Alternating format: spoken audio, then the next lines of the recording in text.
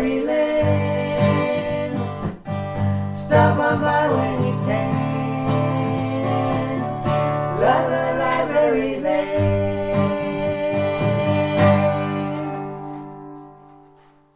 Hello and welcome to Library Land Conversations. I'm Greg Peverill-Conti, the Executive Director of the Library Land Project, and I'm excited to be recording a new episode with one of our favorite librarians. These episodes are opportunities for Adam and I to talk to people in the library community that we haven't had a chance to get together with in some time, and we hope you'll enjoy it. Well, all right. So I'm Adam Zand, and I'll just add one thing. We like talking to retired library directors as well. I am president of the Library Land Project, and really sharing our love of libraries, hearing stories about career paths, trends in library world, and how folks are coping during this difficult pandemic, and some of the personal memories that are kind of extra special, and another reason that we like doing these conversations. So today we're super excited to be welcoming Jennifer Harris, the recently retired director of the Plymouth Public Library. We first visited, it was in early 2019. It was the first time, Jennifer, that we'd actually reached out to a library ahead of time and asked the director if we could sit down and talk. And you were super generous with your time. You suggested that we come down to Kingston for a legislative day, and that led us to going to Library Legislative Day on Beacon Hill, and it was really formative in terms of the way Adam and I have gotten to think about and advance our work for the Library Land Project. So we promise we're going to let Jennifer talk on this episode, but I just want to bring this full circle. So back in October, Jennifer left a comment on our post about the Tufts Library in Weymouth, and she invited us back to Plymouth and said they were meeting some challenges. They had faced a lot of challenges, but she also wanted to share some news with us. She was retiring after 33 years of working and being director in libraries. And we talked, we toured the library, we did it all in safety of masks and social distancing. And eventually we started questioning Jennifer if you really were retiring, and we'll get to some of those activities. So today, let's jump into it. We're going to talk about a little bit of your career path, the library during the pandemic, and what Jennifer wants to do moving forward with libraries as a patron when safe to do so. So with the longest intro ever, over to Jennifer Harris. Hello. Hi, Jennifer. Hi. Thank you so much. Thank you.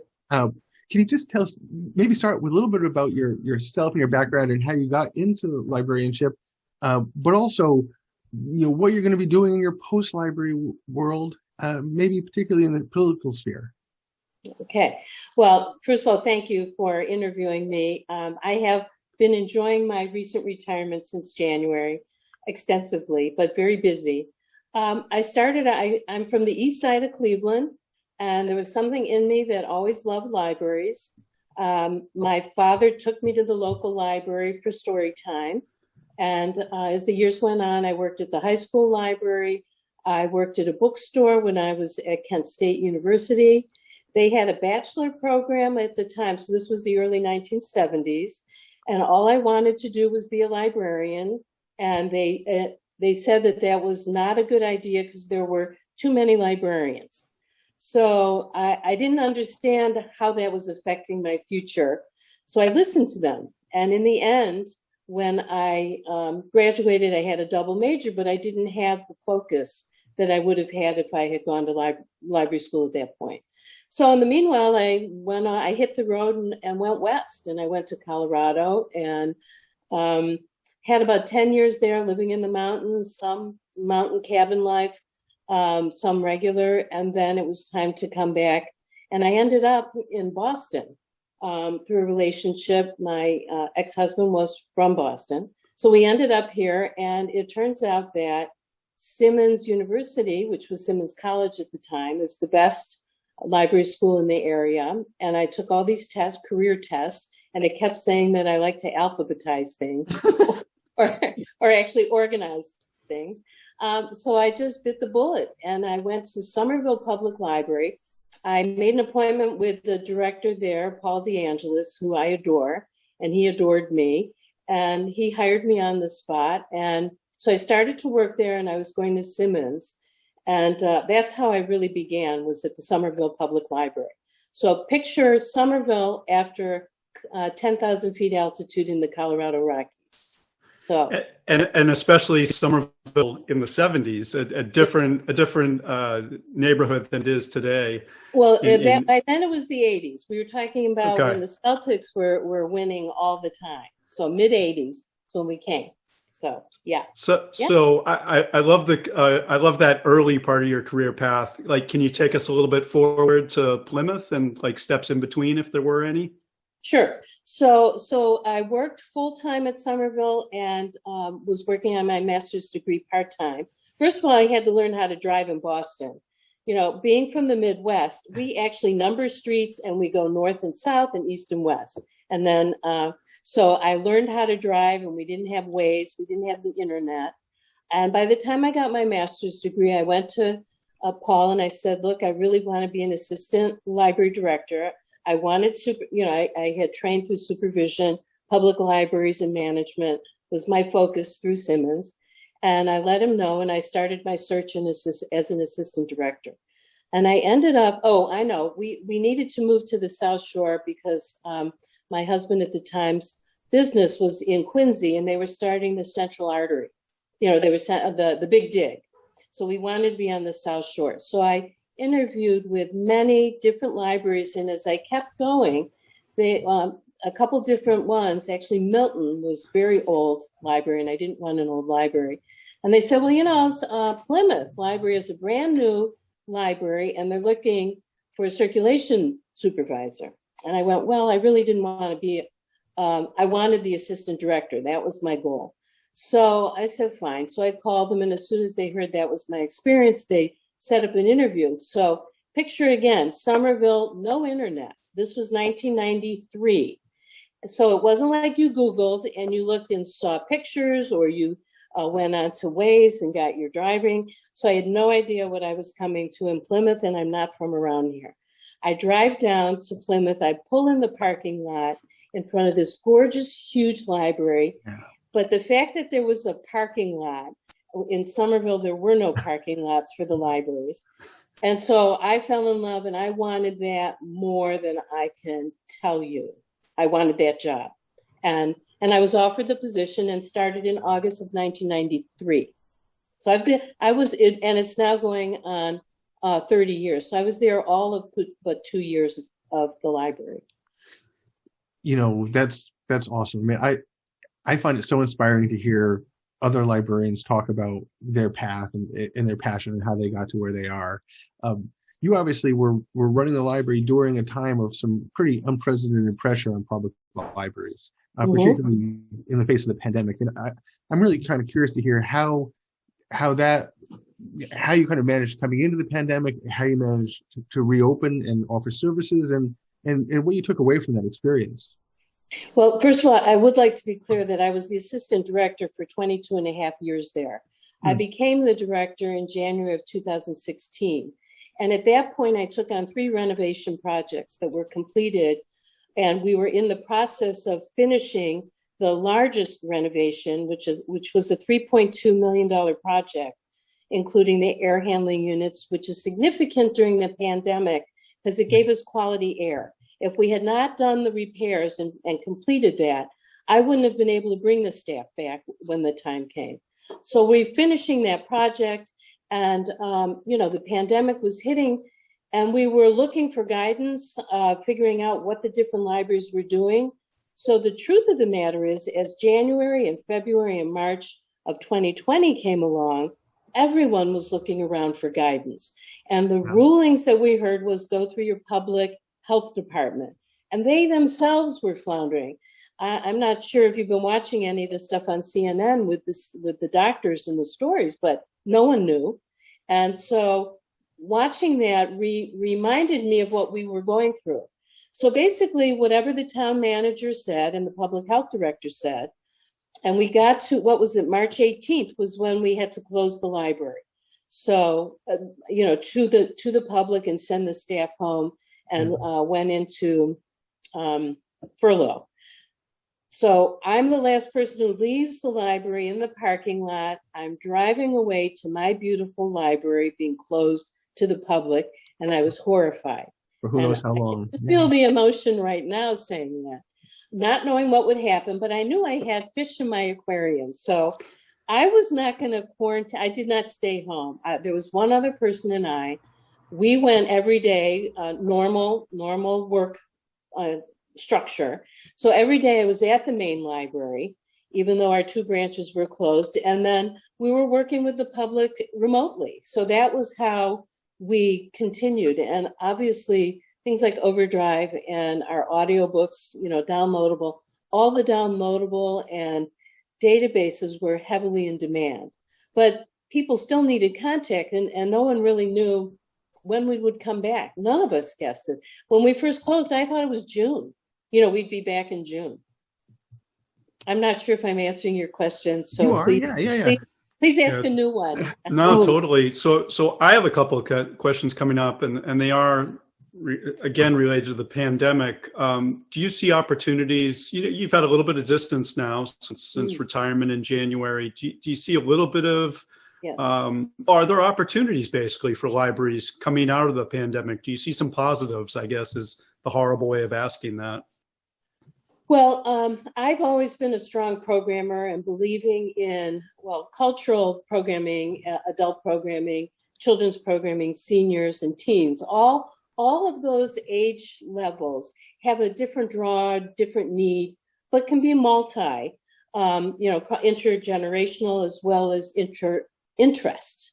So this whole opportunity to do online programming, Zoom programming, ended up being delightful. We had many opportunities with authors.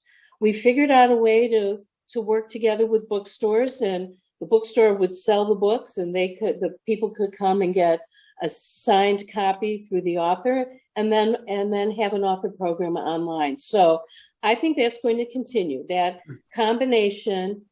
Music didn't do as well in terms of, I did try using our piano in our Phalo room. I had 2 of my favorite, one is a jazz pianist, Stephen Page came, and then Sergei Nabokov, Russian classical jazz.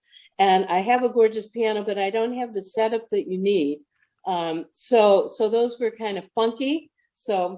But I did have another group, a chamber music group came in, and they recorded an entire fantastic classical program called Music from the Bubble. We ended up using YouTube. We were paying for all this, and they were able to post, and then it became their collections. So there are ways to bring music through libraries, through Zoom. So I'm a Zoom addict in a way, and in fact, I bought my own account so that whenever I feel moved in my current retirement, if I want to run a book club, if I want whatever I want to do, I now have access, and I'm not limited to that I have to do it through another organization. You talked about online programming and Zoom, and I know one of the things that we've spoken about in the past was, are people going to get back in the habit of actually going to public libraries? And and you had some concerns that maybe people had fallen out of that and gotten so used to curbside and digital. Right. Do you see that as a challenge? Well, I will tell you what my strongest feeling is: libraries need to get open as safely as they can. The fact that there are some, and everyone's at a different rate, and there are reasons behind that. Each town has their way of opening safely, but I would tell any community that get your public library open, because it's not only the books. People really are reading, and they need to read. They still need access to free material, but they need people, and they need the librarians. Our librarians in each one of our libraries are unique and special for each collection, and it's basically their home away from home. So the public, the community who love to interact and need that contact, which we all do, they need their librarians. So that's my message is get your libraries open, even if it's limited, and keep feeling safe, and don't do the big programs inside. Fortunately for Plymouth, we have gorgeous front lawn, we have a back lawn, all sorts of programming during this. We have a parking lot. We used to always do programming in the parking lot. Clearly, I like parking lots, libraries. So you had asked about what I saw as a trend. So programming is a huge opportunity for libraries. The other opportunity is outreach into the community. Through the CARES Act and the American Relief, libraries will be getting more money technology-wise. So a lot of them are buying Chromebooks and hotspots, and they could arm a vehicle and go out into a neighborhood and be able to offer services and interaction that way. So it does not have to be in the building, but you still need your library to be functioning for the staff and the materials and whatever else they want to do. So I see more activity outside. We love that too, and we've been thinking about that, especially since it's finally getting warm again occasionally in New England. Yeah. So I had a follow-up to that. When Greg and I came down to Plymouth, can you talk about a little bit of the procedures you put in place, and maybe there's even like a simple checklist that libraries across the country should be thinking about as they open up? I'm thinking about, you took temperature at the door, you had appointments online. Like, can you talk us through a couple of those, things that worked for you and that might work for others? Well, I think that time has passed. If you want to know the truth, as long as everyone is, I think what's changed, the game changer was the vaccinations, which is what we were all waiting for. So at the time, and I'm very proud of how I just kept the vision of getting the libraries open as safely as possible for the staff and for the community. So we had a thermal context. The patron would walk up, it would take their temperature and say whether it was okay or not.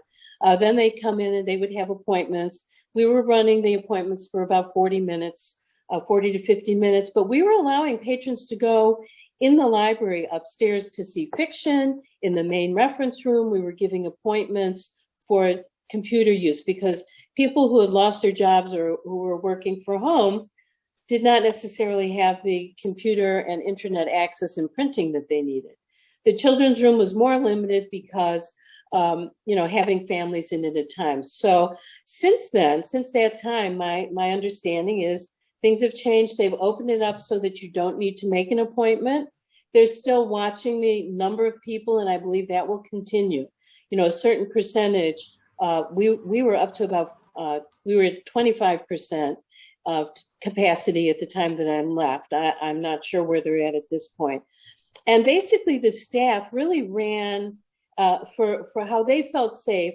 So they would clean the tables afterward. If a patron touched a table, that's where, so they knew their areas. And that was a lot of it was teamwork. They were all working in different departments so they could all help out at any time. Because any library throughout the Commonwealth, people were losing staff, and people lost. A lot of library directors retired. A lot of people retired. Yeah. They were on the edge anyhow, and this was like they didn't know how long it would be before you could do programming or be comfortable. So there's a new wave, and I think it's safer. People are now hiring. They're opening up. So I'm hoping that the people who are looking for jobs are looking and getting new employment. I think that's happening now, and it needs to. Yeah. Switching gears a little bit. I mean, you spent 5 years as the co-chair for the Mass Library Association's Legislative Council. Can you talk about that work and its importance for the library community here in Massachusetts? Okay, thank you. So I'm continuing as the co-chair. It's the Mla Legislative Committee. And the work that we do is advocating for libraries through our legislators. And that's across the Commonwealth. And what librarians and the public and trustees and friends of libraries, our goal is to make people comfortable and also educate them that they need to call their local whether they have town council, town manager, select board, town meeting members, then your state reps and your state senators. and call them and remind them how important libraries are. And right now with COVID and the return to libraries, for the community to feel safe, to come out of their homes and actually know that there is a safe place to go. It's not a grocery store where people are touching things or too many people are there or money's being handled. But the beauty and the education and the calm that a library gives when you walk in and you see the books and you see tables where you can sit safely. So it's a space, it's a concept. And that's what we need our legislators to know to support budgeting. So right now, next week is our big push for our library legislative activities. Again, we're doing it virtually. And right now we have over 300 people registered to do these online visits with our legislators and senators. And I have to tell you too, because you know me so well, there's something about the reaching out and talking to legislators excites me about being able to talk about libraries is easy. And that's what I'm trying to teach other people, that it's easy to do it when you're talking about something you're passionate about. I think in a lot of ways, you really led us in a little bit of that path. We talked about in the intro that you sort of guided us, whether it was in Kingston or going to that event at the State House. And I think you know this, that when we went to the State House was the day we launched our website and we had business cards and we just felt like it was more official. And that we were starting to understand the ecosystem around supporting libraries. That was just so valuable for us. When you think back on MLA, and I'm so glad that's one of the things you're not retiring from. Correct. How, like I said, you guided us. Like, how important is mentorship in the MLA or just in librarianship in general? Yeah. Well, I am a firm believer in mentoring as well as succession planning. So it happened a little funny at Plymouth because of the time frame. My assistant director had a move up and became the director of another library. So that opened up the assistant director. So that started a whole new career for her. And I have stayed friends or in contact with many younger librarians over the years that I either hired, worked with, or knew through other activities, and have always made myself available. And I love it. They call me up. I've just helped at least 3 different people. And do you know how easy it is to just give someone a boost and say, you're doing the right thing, get out there, don't be afraid. These are some of the things to talk about, because I had a lot of experience hiring people. So I feel my mentorship is going on. I'm also I keep bringing in new people to the Legislative Committee, and I'm trying to groom for the next co-chair. I'm currently co-chairing with Will Adamczak, and he and I have a great balance, but I also know I'm the only one who knows how to book the room at the State House. So I need to teach someone that. We expect to be back in 2022. We're expecting to have a live meeting again, and we always had at least 300 people attend. Yeah. I will say the Zoom meetings for people in the farther parts of the Commonwealth, being able to attend remotely has increased interaction, involvement. So there will always be that element too. Yeah. That's very helpful. I mean, mentorship is really critical. As you know, I'm actually more than halfway through my MLIS at University of Alabama. I should be graduating in December, and I'm curious, how you see the role of education for the next generation of librarians. Okay, great. I think a lot of the trends of in schools is going to be, what is it, DEI, diversity, is it equality and inclusion, right? Mm-hmm. DEI. Yeah, I know. We don't want to do it the other way. So I think not only do librarians, library directors need access to a diverse population of librarians, the schools obviously need to produce that. So I would say, there's a cost benefit to getting your MLS. And the only way I became a director was because I went and got my at the time it was MLIS. Yes. So I would encourage anyone who thinks that that's the career that they want, as well as remember that there's 3 avenues to go. There's public libraries, academic, and special libraries. And I learned that early on at Simmons. Yeah. So you find whatever your creative abilities are and what your interest is. And I know people have always said there's what is the quote, that find something that you love and then you never work a day. I am a true case of that as far as having my career in librarianship. So, yep, I think that we need our schools, and I think Simmons is still the place. I know there's many online schools, and that has broadened the opportunity for people. Yeah. Well, yeah. Certainly for me at Alabama, it was without online, it wouldn't be possible. It's the cost, right? The cost or the access? It's the access. And, the other thing that appealed to me in talking to the faculty there was the school's focus on social justice. And that was, to me, that's a very important part of librarianship as I wish to practice it. So yes, that kind of access, the cost and the focus were all things that really mattered a lot to me. Just by saying that about social justice, I just want to throw back to an earlier question about what libraries can do as they open up. It's the connection with organizations through the individual communities. Plymouth has a strong No Place for Hate committee. Mm-hmm. I did a lot of social justice programs. So it's like the library director or any staff who make connections with people within their community that they can then do this work, which is just opening the doors to the conversation, and that the public knows that it's available for them at their libraries. That is going to be essential. Social justice, obviously.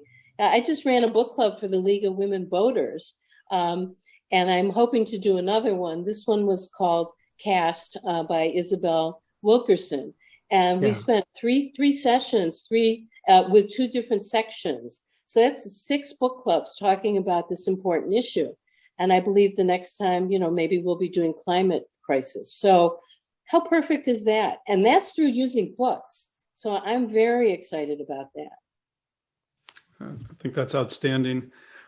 This is zipped along. We've got a few minutes, though, and towards the end of these conversations, we always ask about library memories or some special connection you have. So you mentioned Cleveland. You don't necessarily have to give us a Cleveland memory, but is there a favorite library memory, from your youth or kind of earlier years enjoying the spaces? Well, the first library that I worked at was it was the University Heights, Cleveland Heights on Lee Road Library. And I had a library director there so this was in the early 70s, like 1971. She was the coolest librarian ever. She wore those boots, and short skirts and the bubble hairdo. I mean, she did not look like your typical librarian. And she was inspirational that way. She, in the end, rose very high in the Ohio library world, and she was very kind to me. But I think that was part of my goal, was seeing a whole world inside of the library that didn't have to be the stuffy old librarian. But I will tell you that one of the first memories I have, again, my father took me to the library, and I wanted to read the book called Lad, a Dog. And so I don't even know how old I was, but the book was very thick, and the children's librarian said, no, you can't read that. It's too advanced for you. But I went ahead and checked it out anyhow and read it, because it was like a Lassie dog. Remember Lassie? So those are some of the, some of the memories. Any more recent ones? Now that you're retired and you have time to be footloose and fancy free, are you having a chance to visit any others? Well, actually, that's a great, it's, like a busman's holiday. So my whole approach to retiring was, now it hit me, I'm going to be a patron. So I wanted to go someplace different where it wasn't a home to me. And I started out at Weymouth. We'll see where else I go, but that's a brand new, gorgeous library. Beautiful. So basically I made myself go back in time and walk in the library as if I was just learning a new library and getting to enjoy the feeling of that. So that is my plan, to visit other libraries. I think that's a really positive way to finish. We're thinking the same thing. We love going to Tufts, but we We're thinking about a West Coast trip. We're thinking about Central Mass. There's lots of libraries out there for all of us to enjoy. Thanks so much, Jennifer. As always, like, we learned from you. You know, in some ways we're inspired, and now we're even thinking about retirement because of you. Because It's awesome. yeah, It's you're not awesome. retired. Like, this is like such a euphemism that you're retired. I know. It's Oh, yeah. awesome. Well, yeah, absolutely. Thank you very much. Echoing Adam, thank you so much. And thanks for everybody else out there watching, whether this is YouTube or on our website. Please leave comments. And obviously, if you have some voices you'd like to hear from, we're always open to suggestions. You can do that by emailing us, info@librarylandproject.org. And we look forward to the next one of these. These conversations have been so much fun. And thanks for watching. Library Land. Stop on by